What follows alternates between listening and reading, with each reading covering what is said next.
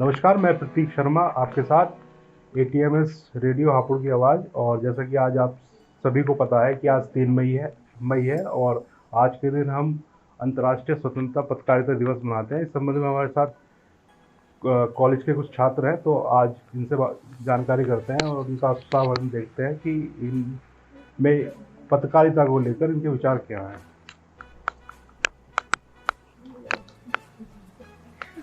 हाँ बेटा, आपका नाम? वैष्णवी शुक्ला। वैष्णवी शुक्ला। वैष्णवी, जैसे आपको पता है कि आज क्या है, 3 मई है और विश्व पत्रकारिता दिवस है। तो हम ये कहते हैं कि एक हेल्दी लोकतंत्र के लिए, डेमोक्रेसी के लिए, तो जो पत्रकारिता है उसका क्या रोल है? मतलब पत्रकारिता बहुत इम्पोर्टेंट है डेमोक्रेसी के लिए। जी, जैसे जैसे हमारा लोकतंत्र में कहा जाता है कि न्यायपालिका, कार्यपालिका और विधायिका। तो इसमें आप क्या कहना चाहेंगे? क्या मीडिया और ये जो है, ये क्या चौथा स्तंभ है? हेल्दी पत्रकारिता चौथा स्तंभ है। ठीक है, तो जैसा आपने सुना कि छात्र ने कहा कि जो हेल्दी डेमोक्रेसी के लिए जो पत्रकारिता है वो किसी भी देश की हेल्दी डेमोक्रेसी के लिए चौथा स्तंभ है।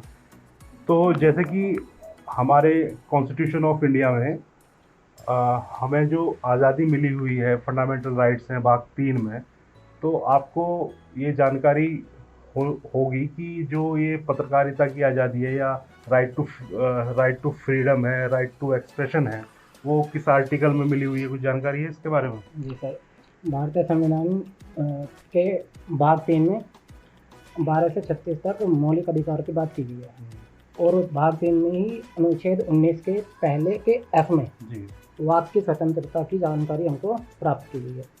इसमें जनता सीधे मतलब सरकार से अपने व्यू नहीं रख पाती है, जो पत्रकार की सहायता से हम अपने विचार सरकार तक पहुंचाते हैं। तो बिल्कुल सही बात आपने कही कि ये जो सरकार है और उससे जो संवाद करने का जो माध्यम है, वो कहीं ना कहीं जो हमें जो है वो पत्रकार वो मिलता है, वो हमें इसकी मीडिया से मिलता है। जी सर।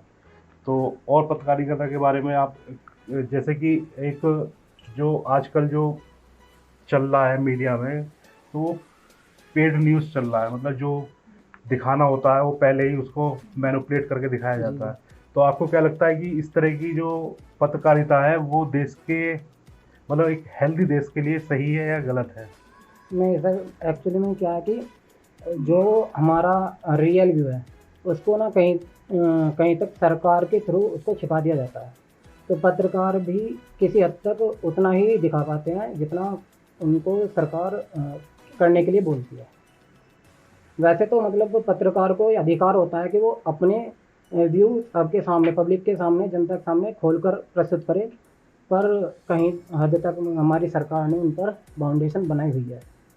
तो जैसे मैं आपसे कहूँ कि आने वाले समय में आप पत्रकारिता में जाएंगे अगर, तो आप नैतिक रूप से एक हेल्दी मीडिया का और एक आम जन की आवाज़ बनेंगे? जी सर। बताइए। कोशिश तो रहेगी। चलिए ठीक है। और आपने देखा कि ये सभी स्टूडेंट मेरे साथ हैं, तो मैं आज पत्रकारिता के दिवस पर इनका बहुत बहुत इन्हें शुभकामनाएं देना चाहता हूँ, आभार व्यक्त करता हूँ कि ये सभी लोग यहाँ आए और इन्होंने अपने विचार रखे।